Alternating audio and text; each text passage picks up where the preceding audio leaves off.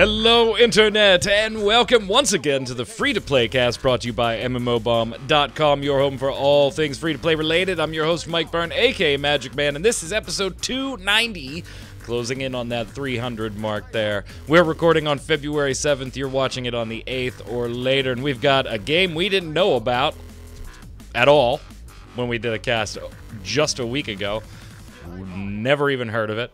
We'll cover that, and as a MOBA fan, I mean, some of the people on the panel might be a little more MOBA fanish than I, so I have a question, particularly when it comes to Heroes of the Storm and why it may or may not have succeeded, and if certain other games might be following suit.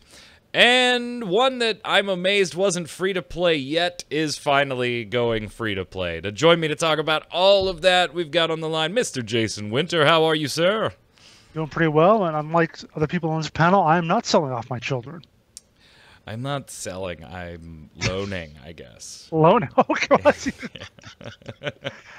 I don't know if that's better or worse. Yeah, here, you can borrow a kid. Rent a kid. They come in handy. I mean, you can get discounts at places and stuff like that, but I mean, they are... Do dishes or anything like that? No, Daddy does the dishes at this house, so...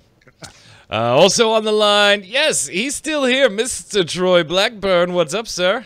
Just when you thought you'd gotten rid of me, I'm back yet again. I'm sorry to those who don't like it. Actually, I gotta say, to those who do like Q's internet looks terrible right now. I mean, look at that. She looks like Troy. Q's internet is so bad, she looks like Troy.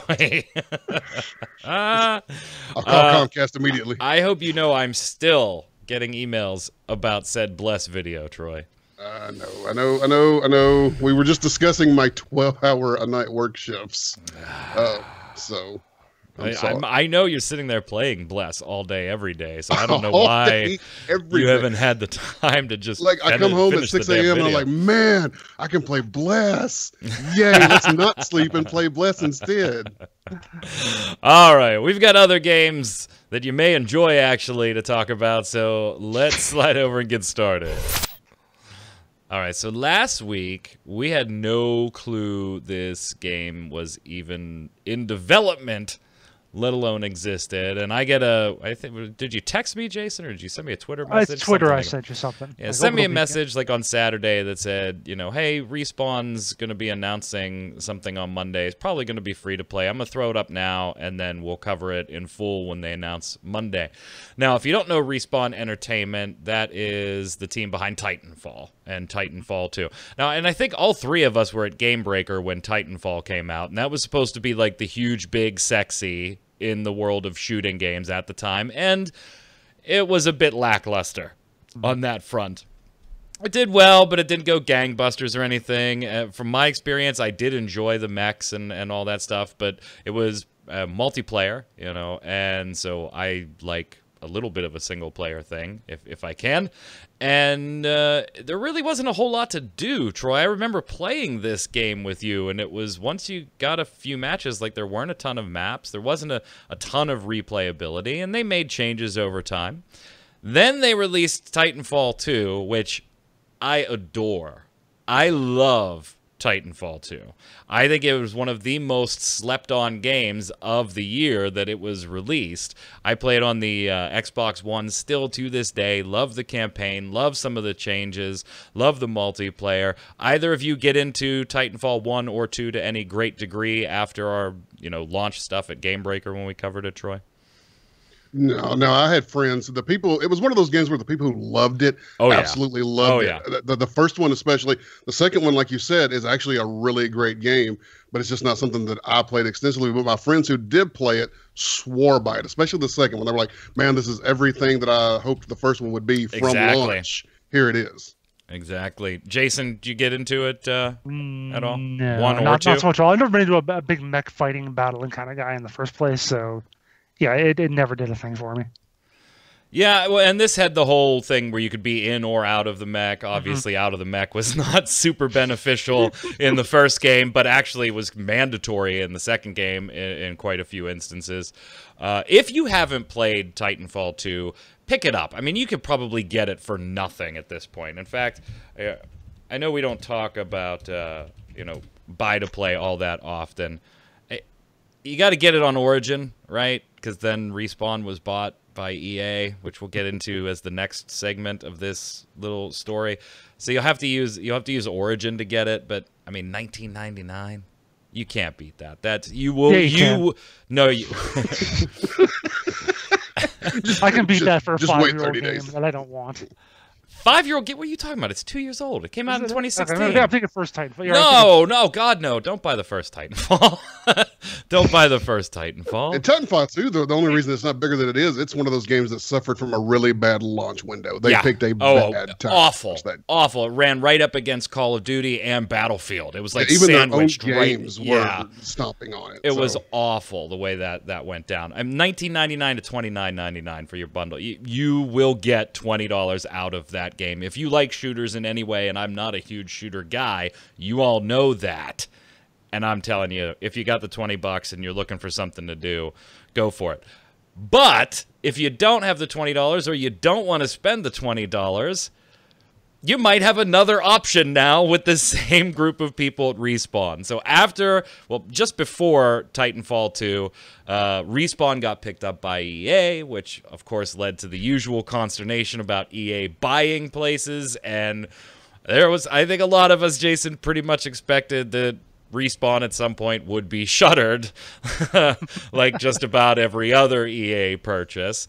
And what is this going to mean for Titanfall 3? Everybody wanted Titanfall 3, and now EA had their grubby mitts on it. What's it going to do for monetization? And we didn't hear a word. And then all of a sudden, I get a message. Boop, boop, boop, boop, boop. Hey, I'm going to cover this thing. They're announcing something. Probably going to be free to play. Battle Royale. We'll write it up in full on Monday. All right, fine. So Monday comes, Jason, and we kind of expect just, maybe a game announcement or an early access thing or a beta thing or hey, this will be coming out 6 months from now and we'll have an early access period later this year. And boy, you have to pay money to get into it. And right. Boy, EA and Respawn kind of shook it up on this one. What happened Monday?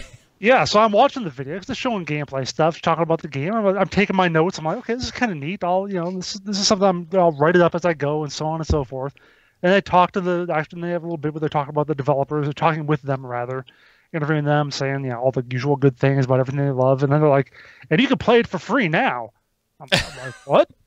Now? Like, as in now? I'm like, yeah. Well, they didn't actually respond to me, but Yeah, so like, Jason Winter, right now. Go ahead, man. I wrote in the Twitch chat. You mean now? And the pre-recorded video of them talking said, "Yes, Jason, now." It's amazing how they work that. Well, they've got some tech we're just not aware of. Sure. That's where all the EA money goes, right? But yeah, it's called Apex Legends, and it's a battle royale. It's a battle royale, and it's by EA, so you're gonna hate it, right? It's terrible. It's gotta be. We're going to get into the particulars of the game and EA and monetization in just a few minutes because, Jason, you've spent some time in it. I've very lightly dabbled. It's been a busy week, but I do intend to jump into this a little more this weekend into next week. Troy, I know you've been playing it in anticipation of doing the first look, which we'll be posting actually the same day we're posting this cast. Friday, February 8th, you'll have both this cast and our opinions of the game and the first look. So, Troy, first off, let's talk about what did you think of the fucking ninja launch that they pulled? So, I guess there had been rumors for a while now that there was going to be possibly a Titanfall Battle Royale, and everybody's just like, oh, they're going to cash in, whatever. This came out of nowhere. I don't know how I'm going to keep myself from saying the words early access in the first look because I'm so used to just spewing that out with all these. We're looking at blah, blah, blah, blah, blah in early access, free to play on Steam. No, it's a game. It's launched. You don't have to pay $20 to get into early access, and then it's going to go free to play later. There's no big attempt at a hype train where in all reality, it was just going to lose some momentum going into a launch of a game. It's just like, you know what? We have a game. Boom. Here it is. And I can't believe the developer Respawn, fantastic. Love them. They do a good job. But with EA being involved in this, I can't believe we just got a game and they were just like, boom, there it is. See what you guys think. So let's talk about that real quick, Jason, because I see both pros and cons with this approach. You wrote an article very, very praiseworthy of Respawn and EA and this type of launch. just kind of throwing it out there, not putting the traditional Founders Pack fees on it, not putting it into an early access that's really a launch, but we're going to suck up some Founders boxes, and when the money dries up, we'll launch it as free-to-play. They didn't do any of that. They skipped all of that, all of which I think we all can agree are good things. You praise them a little bit. Do you see some risks, too, with this type of launch, though?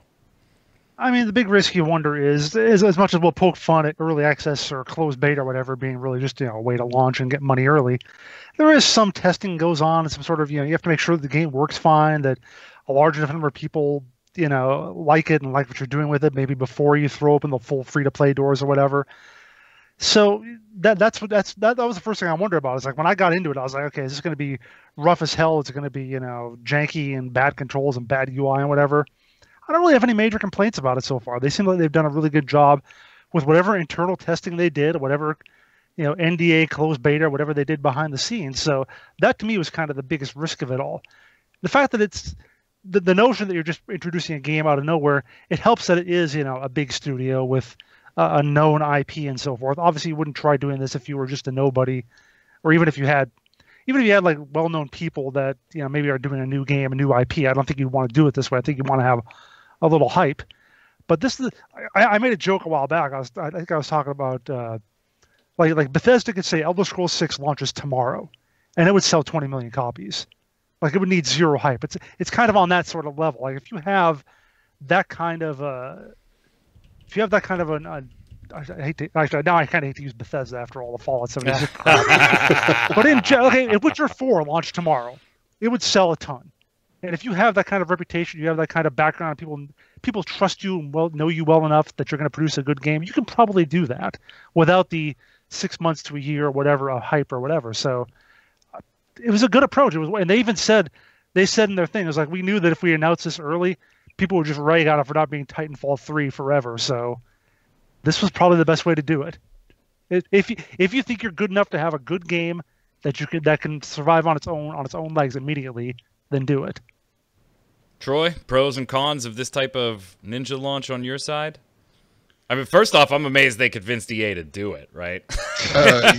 Yeah, the fact that EA's involved and they got away with this blows my mind. Like, I can't believe this happened. But I think the cons are there are so many battle royals out there. A lot of them come out janky, broken, buggy, not fun. If you launch this and it is that, you had no hype coming into it, you're going to be completely forgotten faster than the ones who actually have hype coming into it, which is usually pretty fast. The fact that they've launched this and it's as good as it is amazing. I can't believe there was an actual QA team involved in the testing of this game. That alone is worth downloading the game and checking it out. There was an actual QA team, folks. I don't know if they were paid or not, but there was QA testing. Yeah, and again, I keep going back to I can't believe they convinced EA to do it. Because you may argue, hey, Titanfall and Titanfall 2 and Respawn Entertainment, they did some pretty innovative to a certain extent. I mean, not like genre-shattering or anything with Shooter. They made solid products. But at the end of the day, when you look back on both of those titles, guys, they weren't huge commercial successes where you could see Respawn having a bit of influence with EA, right? Saying, look, we know what we're doing. That's why you bought us. Look at how much money and critical acclaim we have. And they certainly did have critical acclaim to a certain extent, but the sales weren't exactly there. And EA still said, all right, if this is the way you want to do it, this is not the way EA does this. But okay, we're going to try it. I think it comes with risks. Like you pointed out, it is the Battle Royale genre. I think it gets away from having a lot of people there very quickly or that overextended period of hype. By the time the game comes out, Jason, you pointed out in your article, it can't possibly live up to the hype that most people have been watching and putting on the game for 6 months. There is none of that here. Hey, do you think this is interesting? If you do, go play it. And we're going to let the game speak. Now, they've specifically said, and this is from an interview with The Verge, and we'll give credit to the author, Nick Statt, here. talking to the team at Apex Legends, and Drew McCoy, the executive producer on the game, says, as for getting EA to go along with this, it's been interesting. They're really good at operating based off previous experience, but they've never done anything like this before. There's no playbook, and we're helping EA write it. And they also mentioned that, you know, hey, they're big fans of other games. They're not ashamed to say, hey, yeah, what we've got here, we love Fortnite. This game couldn't exist if Fortnite didn't do what it did. We love Overwatch. We love all these different games, and we may have pieces of them in here. But we're going to iterate on it our way, and don't look for an Apex Legends 2. That's not our plan, and it would be counterintuitive to everything we're doing. What we want to do with this game, we are going to do with this game, and we're going to do it over the next X years. It's a little refreshing, but you better deliver before the player base runs out. Speaking of player base, Jason, the numbers not all that surprising that they're big, but I think even I'm a little surprised by how big they have been. Yeah, so they said 800,000. Was it 600,000? What was it? Yeah, 1 million in its first 8 hours, 2.5 million in its first 24 hours, trending towards 3 million. One of their guys said, with a peak concurrency of 600,000. So 600,000, I think that's about what like PUBG generally pulls in right about now, concurrency. Maybe maybe even more than that. So out of the gate, they're as big as PUBG. And whether it stays that way, who knows? You know, I talked about the Twitch numbers. I looked that up again just like an hour ago. They're still #1 by far. You know, it's not even close, which again is partially because you've got it's easy to say it's a battle royale and it's the new sexy, and nobody knew what the hell it was, so everybody wants to look at it. Yeah, yeah. I was gonna say even Realm Royale spent time in that spot when it first launched too, as the #1 on Twitch by far. Yes, Realm Royale was humongous on Twitch for a while when it first launched. Yeah, and again, I'm not surprised that they're #1 or the numbers are big, but I am a little surprised at exactly how big, Troy. I mean, these are some pretty impressive numbers. Where is it going to be a week from now? Where's it going to be a month from now? Where's it going to be 6 months from now? That's going to be the more telling feature, and to do that, get your assessment on it, we got to talk about the game itself. Battle Royale, I don't think it iterates too much on the Battle Royale formula. I mean, there's really, if you like Battle Royales, this is a Battle Royale. If you play Fortnite, you'll know how to play this. But let's talk about where the gameplay may differ and some of the things they're doing. Do we see mechs in this from Titanfall and things like that? Is it just person-based? Troy, give us the lowdown. Yeah, I guess that's probably the mechs are going to be the biggest point where Titanfall fans are going to be the most disappointed. There are no Titans. There are no mechs. That doesn't exist whatsoever. Which is why I still recommended you buy Titanfall. Right. Titanfall 2, sorry. It is the Titanfall universe, and these characters exist within that universe, and they're competing in like a blood sport that the legends of that world compete in. But it's not Titanfall. Now, I've been playing with some guys who have played Titanfall. They're familiar with the guns, the way the guns feel and operate. They're very familiar with several of those. So you're not going to come in, like it's not going to be a completely new game for you. You're not going to be like, oh, it says it's a Titanfall Battle Royale, but I've played Titanfall and now it's nothing like it. But you get in, you're going to have gun similarities, no Titans. It's Battle Royale at its core. It's absolutely Battle Royale with some classes. There are different characters that are each a little bit different class. At the end of the day, though, it's about everybody picks up the same guns. Everybody can use any gun you want to. And it's about the gunplay with classes having some kind of like choosing a loadout where do I want to go with more of a healing-based loadout or do I want to go with like a grenade-type loadout? That's more of how the characters operate. You choose a character instead of a loadout. And in my opinion, Respawn is very good at the gunplay, which is the be-all, end-all here. If that's not good, this isn't going anywhere. Absolutely. And they are spot on here with that, with the gunplay, especially if you're a Titanfall player. Like I said, I've been playing with people who have played Titanfall, and they like the guns because they feel enough like the game that they're used to playing that they feel right at home the moment they pick up anything and shoot it.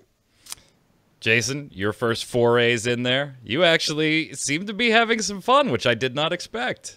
Yeah, and I've never played, like I said, I've never played Titanfall, so I didn't know anything about how their gunplay worked or how any of that worked, and so on. But definitely something they have gone for on this is accessibility.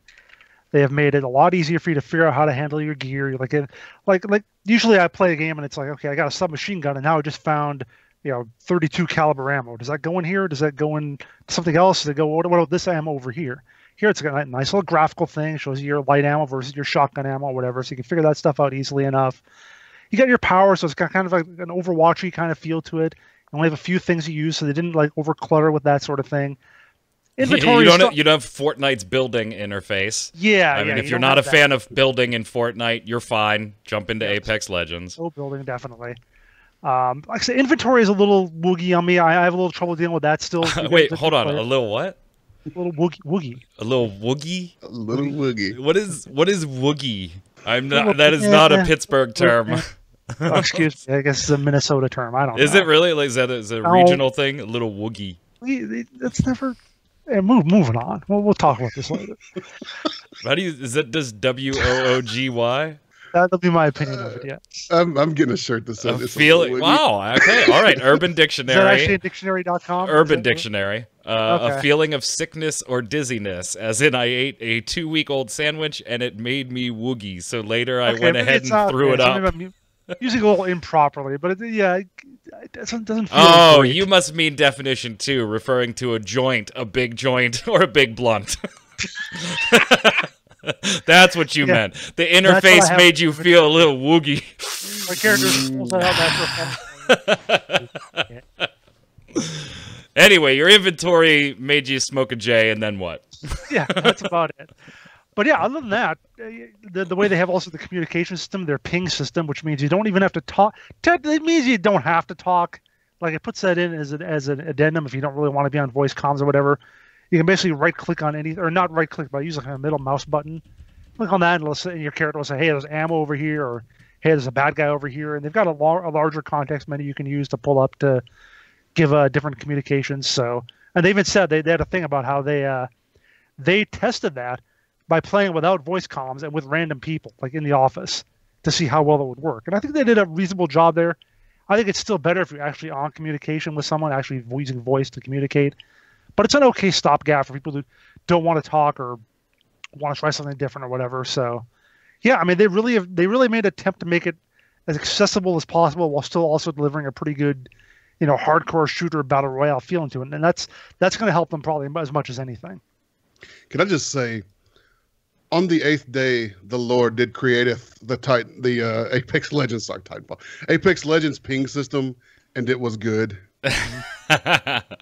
Can every game just steal that, just straight out, please? Yeah. That entire system, just take it. One of the things I think viewers should know before going into Apex Legends, though, is while you can squad up in games like Fortnite and stuff like that, this game is kind of built around it. Yeah, I mean, you don't have to, run in with a bunch of friends. You can random up into squads, but God, this game is just made for getting 5 of your friends and squatting up and making a night out of it, Troy. 2 of your friends. It's only 3 3v3s or three-man squads. Sorry. Go ahead, Troy. Yeah, and that's a little restrictive for some folks. Yeah. There are always going to be. Now, you can't just make a group, a game mode for every size group ever that wants to play. But there is already a big outcry for solo. That's always the big one in battle royales. If you don't have solo, you're turning off quite a few people. So I would honestly be surprised not to see some sort of solo variation. It's probably, I would say, at least for now, going to be on the same map, same number of people. I think it's going to still be 60 people, same map. But there's almost got to be a solo mode if you really want to bring in even more battle royale players. Now, they've already talked about battle passes being added to the game, which is something we're pretty familiar with as far as other games in the genre. But let's talk about monetization, Jason. Seems to be going in a way also not exactly to EA's norms. Yeah, it's got a much more of a very Overwatch-inspired kind of monetization. When you level up, apparently you don't get a loot pack or whatever it's called. Apex, what is it, an Apex pack? Apex pack, Apex packs and Apex coins. You don't apparently get them every level. Apparently, they say you'll get 45 as you go from level 1 to 100. But it's the same sort of thing you get in Overwatch. You'll get emotes, you'll get skins, you'll get voice lines, that sort of thing.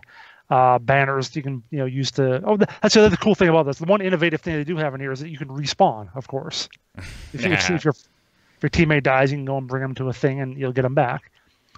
But yeah, I mean, in general, it looks like it's going to be pretty good. Yeah, again, like nobody really, apart from the fact of having loot boxes in general, nobody really, gives a hoot about Overwatch and the way they do monetization. So basically, if you're okay with that, you're going to be okay with Apex Legends, I think. There's even the rotating shop too. Yeah, I couldn't quite figure that out, even when I was in the game. So in each slot, there's a bunch of different cosmetic items and stuff like that in there. And then every 7 days, the items that you can buy in that rotating shop are swapped out for an entirely new featured section. And those are there's two things. The featured section, I'll read it right from the site here. Let me find it, so I don't misquote this. The featured section includes a curated selection of items. These items, normally only available as Apex pack drops or unlockable with crafting materials, are available for direct purchase with Apex coins for a limited period of time. So you can get what you want without any randomness. You just got to wait for it to be part of the selected stock for that 7 days. And then the shop exclusive section contains exclusive legendary recolors that are available for purchase only with legend tokens. These items are not available as drops in the core Apex pack and require ownership of the related prerequisite legendary item before a purchase can be made. Neither section of the rotating shop will feature battle pass items. So kind of, if it's all cosmetic, and there seems to be a little transparency. If you want to do specific things, you just gotta wait for it. And you know what? I'm okay with that, Troy. And they actually released their drop percentages of different rarities of items in their boxes. I mean, we don't see that ever, which is unusual and welcome. I mean, I don't like lock boxes, loot boxes, packs, whatever you want to call them. I'm not a fan of those at all, but at least being transparent about these are your odds of getting something you're looking for out of them are a step above what most people do. And there again, and the percentages are bigger than Jason and I have ever joked about. But the fact that EA, there again, EA has a hand in this. That EA let them even do that just blows my mind. 100% chance of rare or better. 24.8, so just about a 25, a quarter chance of getting an epic or better, and a 7.4% chance at a legendary item. So not the 0.000004% that Jason and I always joke about with these types of games. And they have both duplicate protection and bad luck protection, so you're guaranteed to get stuff after a certain number of packs. Yep. So, I mean, they're doing a lot right. There are some things that I just would rather loot boxes not be there at all, but again, if you're okay with Overwatches, you're going to be okay with Apex Legends, at least in its current iteration. All in all, if you're even remotely interested by anything we have said here, it's worth going to download at that point. Yeah. I mean, it's just worth going to download, Jason. Yeah, it's definitely a game to try out if you like Battle Royales at all, pretty much. So I think we're going to give this initially here 3 very cautiously optimistic thumbs up.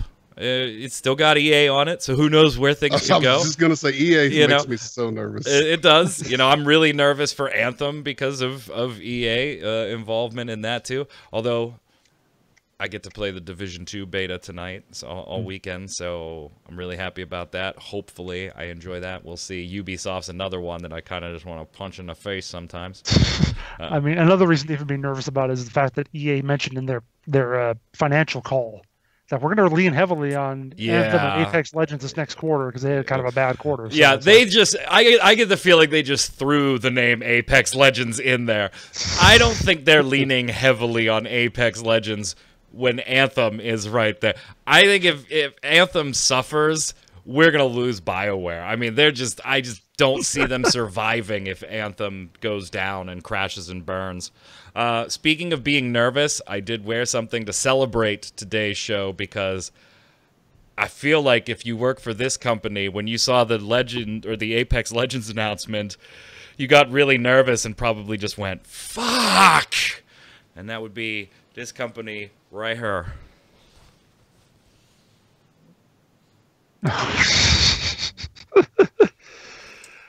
I think when you saw that announcement and you were working on PlanetSide Arena, you just kind of went, shit, we can't catch a break. We cannot catch a break. So We'll see. Isn't that actually like in early access? Isn't it playable right now? You can go buy it. Yeah.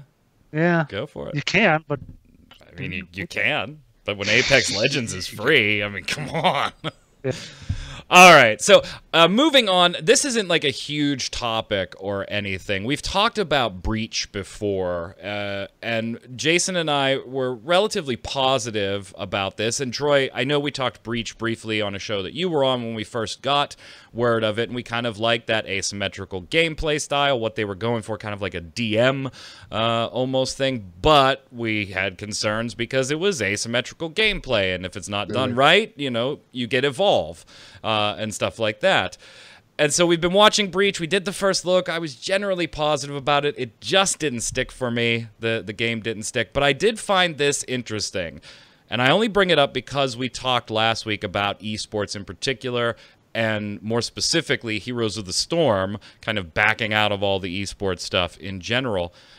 GamesIndustry.biz did an interview with the team at Breach, Dallas Dickinson, the QC Games president and CEO, and he actually had some stuff to say about not only Breach, but Heroes of the Storm, Jason. What the hell happened there?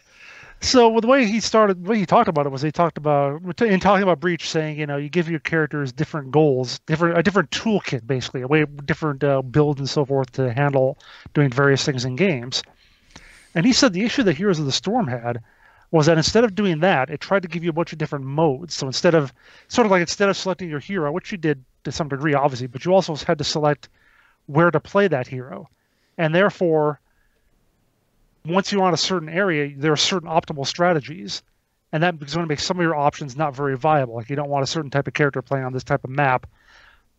And interesting, they mentioned, you know, we mentioned League of Legends the same way. I had that same thing when I talked about when I played the Dominion mode in League of Legends. People were like, "Oh, you're picking that guy?"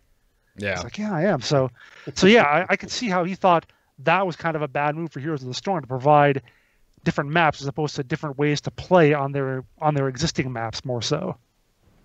Troy, does this kind of hit the nail right on the head there as far as of a big reason Heroes of the Storm just didn't pan out? I don't disagree with what he was talking about there, that certain maps have to be played certain ways with certain characters to be done optimally. I don't disagree with that. I don't think that was the biggest problem Heroes of the Storm had, though. I think, number one, when you play it, it feels like you're moving through molasses. But number two, the game from the get-go obviously was... And they didn't listen to their MOBA fans. The people that were going to stick with it, they didn't listen to them as far as changes early on. Yes, and then from the very beginning, the plan was, how are we going to make it an esport? How are we going to make it an esport? This is how we're going to transition to an esport. And I think that's what's made the game suffer the most from the casual player base, is because you have all this variety of maps, and yet even with the argument there are right and wrong characters to pick and right and wrong strategies to use on each and every map, that's fine. The problem is the maps, they are different. They have different tile sets. The objectives are slightly different. But at the end of the day, those maps aren't really all that dissimilar from each other. And this game could have really excelled with a wide variety of real gameplay changes between maps. One of the biggest outcries from the community right now is a full-time ARAM mode in that game, because the ARAM mode that they bring out temporarily is actually really fun. And you look at games like Smite, where Arena is the most played game mode in the game. You look at League of Legends, where ARAM is a huge game mode in the game. It's so different from the core version of the game that those games try to put out, but that just goes to show that the casual player base, a big portion of your player base for MOBAs in general, just want to get in and skirmish around and play what they want to play and just get in and get into fights. They don't always want this big, deep strategy, and this is the right guy and this is the wrong guy. And if I'm moving down here to take this jungle camp instead of this one at 1 minute and 17 seconds, then I'm completely failing at my job, that the role I was supposed to fill in this MOBA. We don't really want that when we play it. Right, but then my counterpoint to that would be that's what Heroes of the Storm attempted to be, right? The more accessible MOBA, the more casual friendly MOBA. And still missed the mark, unfortunately. Yeah, they tried to do both. Tried to be casual. Yeah, they did. They tried to do both, yeah. And they failed at both. I mean, let's be quite frank. They obviously they've shut down the professional esports side of it because it didn't work, and now they're struggling with player base numbers because they don't really have the game that really attracts that player base either. Well, I mean, when you make the announcement that they did as far as the competitive scene, that's really just kind of putting your own game on maintenance mode, even if that wasn't your intention. And they still have some development going. I'm not saying the game is in maintenance mode. Don't put that in the damn comments. But it does certainly leave that taste, and you kind of hurt your own player base when you make an announcement like that. I did find it funny that it was Breach kind of chiming in on something like this. Yeah. Because I didn't know that. Yeah, what I'm about to show you, you didn't know this? I was going to say, are you going to say it or are you just going to show it on screen? Yeah, I'm going to show it on screen. Whoops, not media. I just... Oh, God, you broke it. Oh, there you go. Wow. 73, half an hour ago, huh?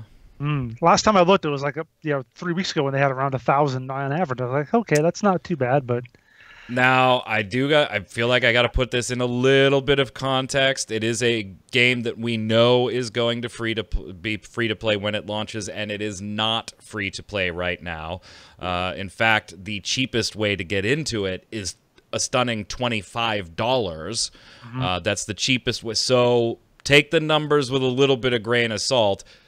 I got to believe there's a lot of people waiting that want to try that, but since you know it's going to be free to play, I'll just wait until it's free to play.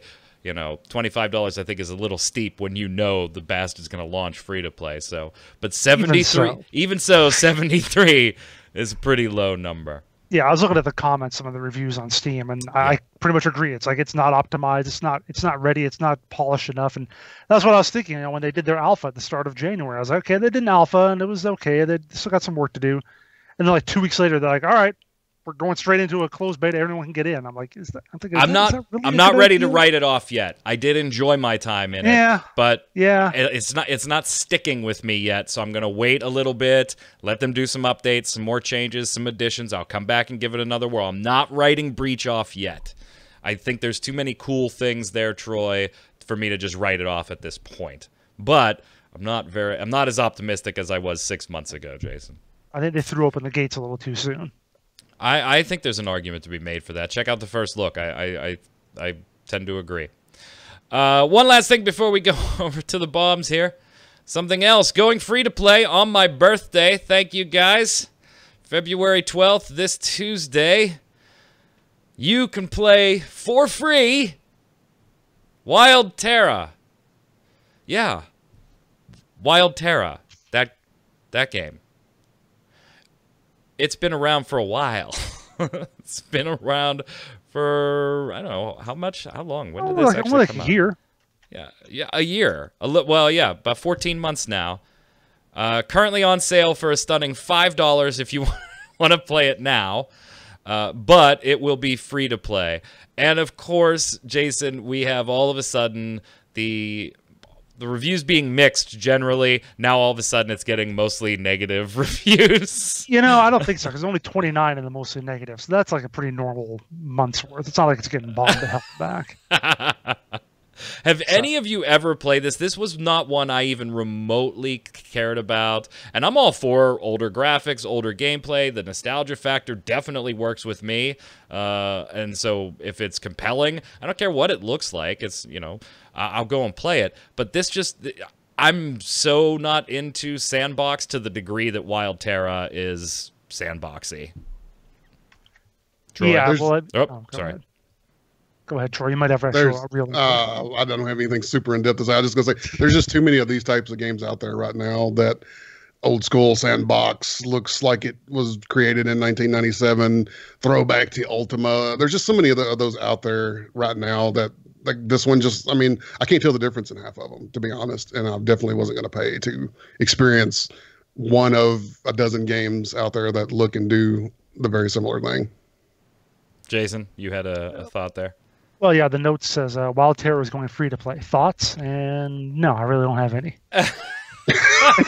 except now, noticing it's pulling about Breach numbers. So yeah. It's, and that's one thing too. Like we'll cover it, we'll do a first look and all that fun stuff. But I think if you're looking for a survival MMO, there's better ones out there that have a bigger player base. And you know, that you could just jump into right now for free or for the same $5. I don't see this one lasting all that long. I think it's going free to play out of necessity, and honestly, I think it's doing it too late. But I've been wrong before. I'll be wrong again. Let's slide over and do the weekly bombs. Troy, it's been a while, so you can go first, sir. Man, I don't know if I want to call it a full dub bomb at the moment because that sounds scary, but a very, very reserved dub bomb to Game Ago at the moment. They haven't instantly shut down games like Atlas Reactor and Rift and Trove. They seem, from the outside looking in, now it's very, very slow going, and I know there's a portion of the player base who aren't happy with that. They're like, oh, new company, we should have new content by now. From the outside looking in, it seems and sounds like they're really focusing on the long-term stability for these games, be that monetization and player bases. As somebody who absolutely loves Atlas Reactor and thinks it's one of the most underrated games that there's been, I was terrified that that was going to instantly be the one that just, boom, cut, gone. So hopefully they are legitimately trying to make an effort to give these games a long life. That is the most optimistic I've ever heard you be, and it is such misplaced optimism. Atlas Reactor's getting shut down, Troy. Find another game, dude. No, find another game. No. We did right, though, that Rift is apparently getting development. Well, I mean, at least that's what the patch notes say, right? So yesterday, Rift, their patch notes, they're making a change in in the raids. And in that section of the patch notes, it says that in preparation for future content releases, the devs have removed legendary hits from bosses in several of the game's raids. Future content releases? All right, maybe Rift isn't going to be closed very quickly. We'll see. So maybe a small reason of hope. Atlas Reactor's doomed, Troy. I'll give you $5. Go buy Wild Terra. Stop. I will cry about that as much as I did Marvel Heroes, so prepare yourselves. I'm going to give a kind of a dub bomb for newish content in Secret World Legends. You got the group content back, finally, from that was in the Secret World, now finally back in Secret World Legends. But I mean, it's not really new. It's, again, just an instance of us getting something in Secret World Legends we already had in the Secret... Well, I mean, the leaderboards are new, right? I mean, leaderboards? A lot of people have one of those for a while, so that's new. Dub bomb, maybe? Go ahead, Jason. I'm going to give a dub bomb, speaking of Marvel Heroes. Dub bomb to our 1-year anniversary of the Marvel Heroes fundraiser on Indiegogo. You are just the worst type of person. You cannot let things go. That was From the viewers, Hydrex Sky Shadow says, A-bomb to Warframe relics. Look, it was kind of funny at first, but now it's getting stupid. I have 5 Warframes, 4 primary, 5 secondary, and 7 melee weapons, all missing just 1 piece. And I've been farming for almost 2 months for nothing. I'm literally crying. Sorry about that, Hydrex. We know how that feels. Go ahead, Jason. Soul Card says Deep Silver should give people that pre-ordered physical copies the option of getting a Steam key. I agree. I was talking about Metro in this. Yeah, deciding to go to Epic Games Launcher. They've already stated that people who pre-order on Steam will get the game on Steam, implying they do have Steam keys to give out. So it's more an issue that they're choosing to force people over to Epic as opposed to they completely severed ties with Valve and now have no Steam keys to give out. If Valve wants to refine their own loot box system to one-up Epic, I would suggest a timed reset token that players could redeem to re-roll their loot box. There could be so now shifting gears to the whole Dota versus Fortnite loot box thing, I believe.